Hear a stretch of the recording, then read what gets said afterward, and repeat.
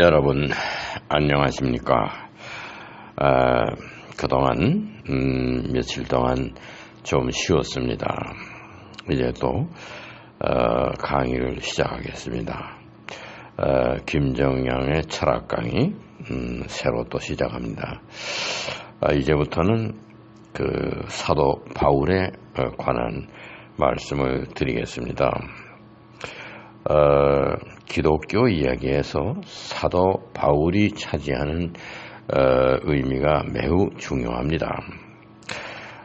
초대교회 때에는 예수 그리스도 중심의 복음 중심의 기독교이고 좀 작게는 유대인들 중심의 하나의 정신운동이었습니다. 그래서 베드로가 할례 받은 사람들에게만 복음을 전파하자, 유대인 중심으로 예수님의 복음을 전파하자. 그래서 유대인들 사이에 그저 알려지는 그런 그 민족 종교에 그칠 그런 분위기였었습니다. 그리고 그 다음에는 초대교회 때는 예수 그리스도에 대한 생각이 핵심을 이루었습니다.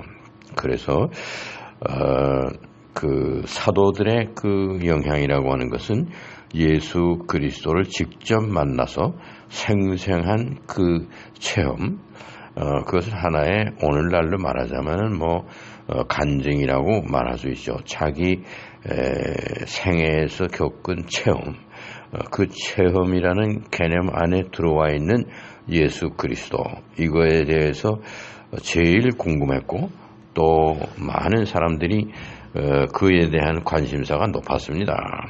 그래서 베드로의 설교가 관심이 많았었죠. 그러면 바울이라고 하는 사람은 이제 그 이전엔 이름이 사울이었는데, 사울은 예수님이 살았을 당시에 함께 살았는데도 불구하고 한 번도 예수 그리스도와 마주친 적이 없었습니다. 예수님이 많은 사람들 앞에 나서서 가르치고 4,000명 앞에서 가르치고 5,000명 앞에서 가르치고 또 오병이어라는 그런 기적을 행사하실 때 한 번도 사울이라고 하는 사람은 그 자리에 함께한 일이 없었습니다. 이러한 점이 예수님 살아생전에 직접 만났었느냐, 그런 일이 없다. 그러면 1차적으로 초대교회 때는 그 사도들 시대에는 관심이 없습니다.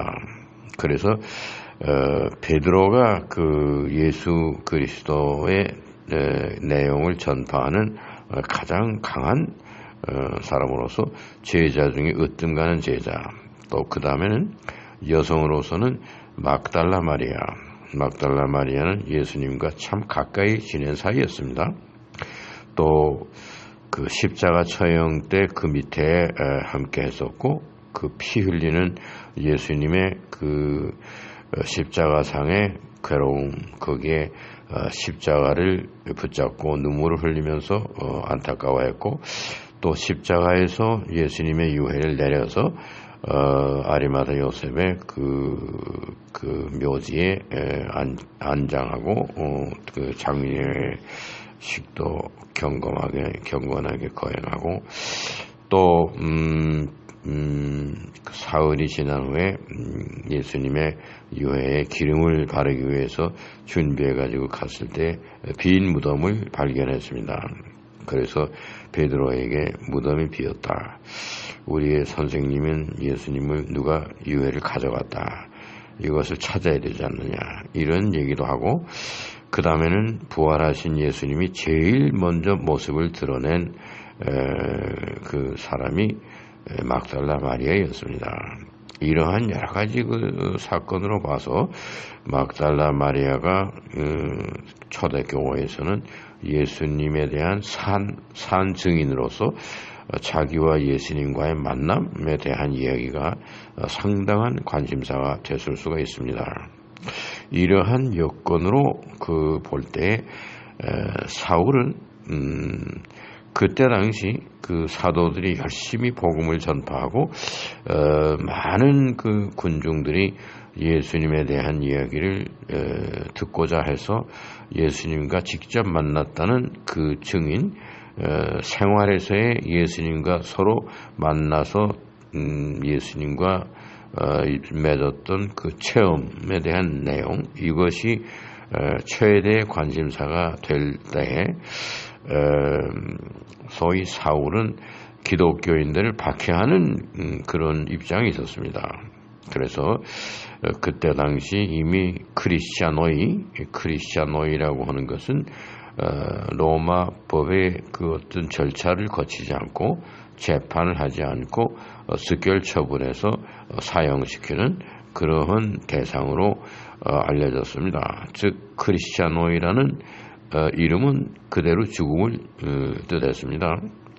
이래서 사도 바울이 회심하기 이전에는 크리스찬노이들을 많이 잡아다가 죽이고 옥에 가두고 이런 일을 감행했었던 사람입니다. 그리고 아주 사도 바울이 회심하기 전의 이름이 사울입니다. 사울은 타르소스라는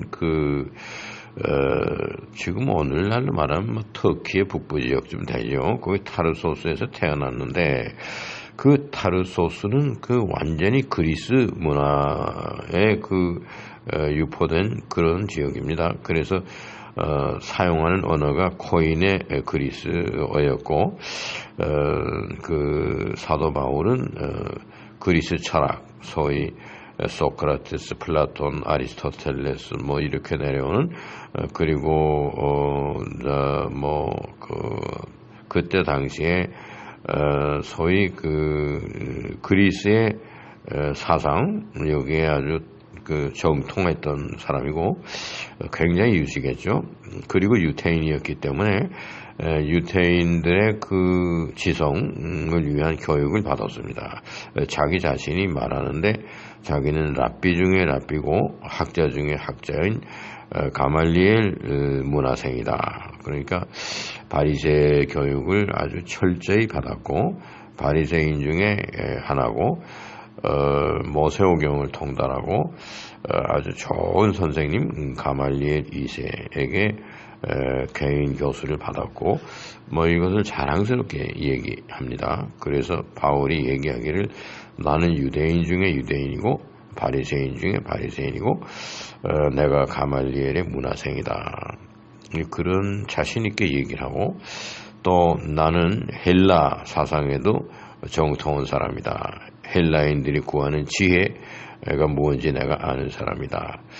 이렇게 얘기를 한 사람이고 그러한 높은 지성을 가지고 또 로마의 시민권을 가지고 있었습니다. 그래서 로마의 집정관들과 정치인들과도 굉장히 가까운 사이에 있었고 이래서 로마의 정치인들 편에 서서는 기독교인들을 박해하는 쪽에 일을 했습니다. 그 당시 바울 사도가 그리스도인들을 박해할 당시에는 팍스 로마나, 로마의 평화라는 뜻입니다. 팍스는 라틴말로 평화인데 팍스 로마나라고 하는 그런 슬로건이 표어가 있었습니다. 그것은 무엇이냐고 그러면 로마 판도가 굉장히 넓었어요. 스페인과 포르투갈, 거기 이베리아 반도에서부터 시작해서 북아프리카, 유럽 전체, 그리고 폴란드, 헝가리, 아라비아, 페르시아, 이렇게 해서 상당히 넓은 지역을 로마 판도라고 했는데 그런 넓은 지역에서 평화롭지 못한 데가 없다. 이 로마의 영토 안에는 오직 평화만이 있을 따름이다. 이러한 이야기가 팍스 로마나였습니다. 그런데 이 팍스 로마나를 제일 방해하는 그러한 존재들이 크리스찬노이다. 기독교인들이다. 이렇게 된 겁니다. 그래서 기독교인들에 대한 탄압이 적극적으로 시작된 것은 팍스 로마나라는 개념 때문이었습니다. 여기에서 바울 사도가 로마의 시민이고 또 로마 시대의 학문을 성취한 학자고 랍비고 바리새인이고 이러한 입장에서 팍스 로마나의 협조하는 공로가 혁혁했습니다. 그래서 그리스도인들을 탄압하는 일에 앞장 나섰던 것입니다. 이러한 바울 사도는 스테반이 돌로 맞아서 순교당하는 그 자리에 있었습니다. 그거를 보고서 말리지도 않고 부당한 일이다 하지도 않고 그렇게 그리스도를 전파하고 복음을 소위 그 신흥 종교죠. 그거를 전파하다가 돌로 맞아 죽는다. 그거 마땅한 것이다. 이러한 생각으로 그냥 구경만 했을 따름입니다. 이러한 이야기들이 다 신약성서에 기록이 되어 있습니다. 그런가 하면은 바울이 다메섹 도상으로 나가서는 그때가 AD 한 35년경이라고 생각하고요. 바울의 나이가 예수님의 나이가 비슷했습니다. 아마 2, 3년 차이 정도 났을 텐데 그 정확한 연구는 AD 5년이라고 그러는데 예수님은 BC 4년에 태어났다고. 그런데 정확히 말하자면 한 4, 5년 정도 나이 차이가 있었을 겁니다. 예수님보다 사도 바울이 한 4년이나 5년 아래였을 수 있습니다. 그러나 동시대 같은 시대 때 살아있었던 사람입니다. 한 번도 예수님이 가르치는 게 유명해지고 바리새인들 간에 걱정이 되고 그것이 소문이 나고 수천 명이 예수님의 그 가르침을 듣고 예수님을 따르고 그 제자들이 아주 굉장히 열심히 일하고 또 예수님을 지원하는 70인의 그 모임이 있었습니다. 이런 분위기에서 바울이 몰랐다. 예수가 뭐 하는 사람인지 몰랐다. 그럴 리가 없습니다. 예수의 가르침이라든가 또 니고데모라고 하는 사람이 또 유대인들의 그 굉장히 존경을 받는 지도자였습니다. 니고데모와 사울과도 상당히 가까운 관계였지 않았겠는가. 그럼 니고데모는 예수님의 가르침에 나타나서 당신이 말하는 거듭나야 된다고 하는 거는 내가 지금 이 나이에 어머니 뱃속에 들어갔다 나와야 되는 겁니까? 이런 질문을 할 정도고, 그래서 예수님하고 여러 번 만나서 예수님이 니고데모와 서로 토론하고 사상을 교환하고 이랬는데, 같은 급에 있었던 그 사울, 회심하기 전에 바울이죠. 그 예수님에 대해서 관심이 표명된 사건이 없었습니다. 그렇다면은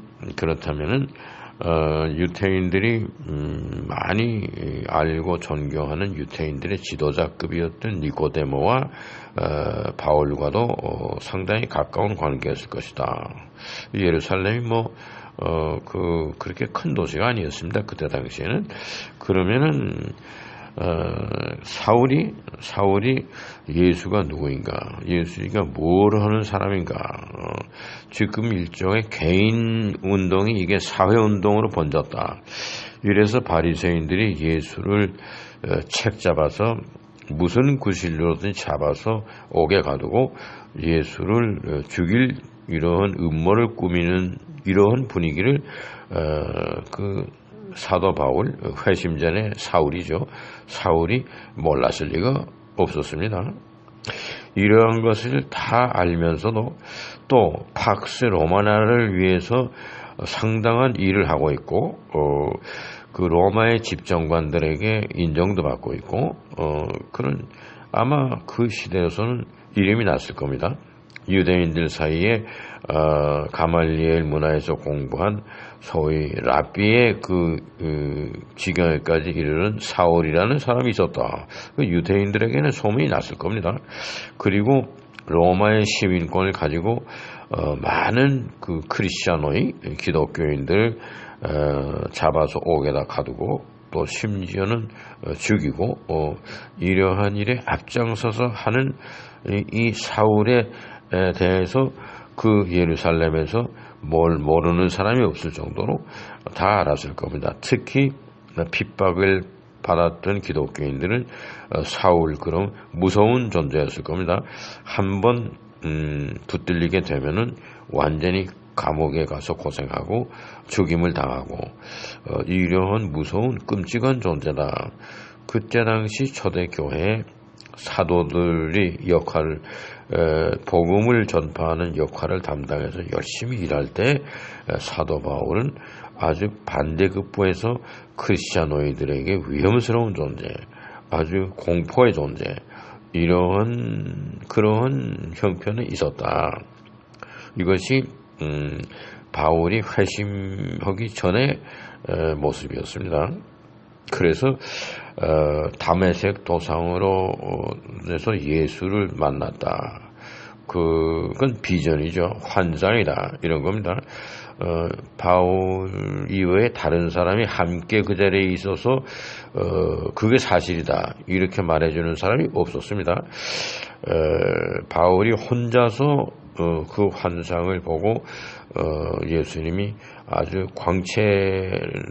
강한 광채를 바라면서 아주 궁창을 울리는 큰 목소리로 사울아 사울아 어째 네가 나를 핍박하느냐 그런 소리를 들었다는 겁니다.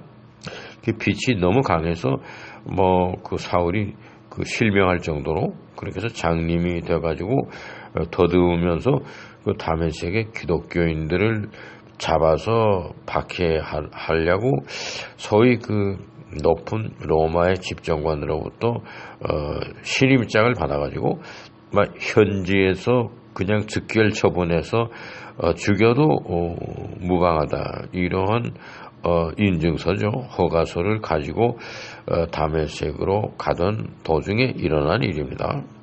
그래서 그 다메섹에 왔는데 내가 그리스도를 도상에서 만났다 하기 때문에 그 몇 명의 그 그리스도인들이 비밀 장소에 그 회심한 바울을 숨겼습니다. 그러면서 그 당시에 그 바울을 처음 만났던 사람들은 두 가지였어요. 저 사람이 그리스도인들을 가까이 해서 어디서 모여서 하는지를 정탐하기 위해서 하나의 그 지어낸 이야기다. 그래서 그리스도인 편에 선 것처럼 함으로써 그리스도인들을 많이 잡아서 죽이려고 하는 하나의 그런 책략이다. 이렇게 생각하는 사람들도 있었고, 바울 사도가 눈이 멀어서 더듬고 장님처럼 되니까 도와주면서 이러한 형편에서 기독교인들을 핍박하고 죽이고 감옥에 가둘 수는 없지 않느냐.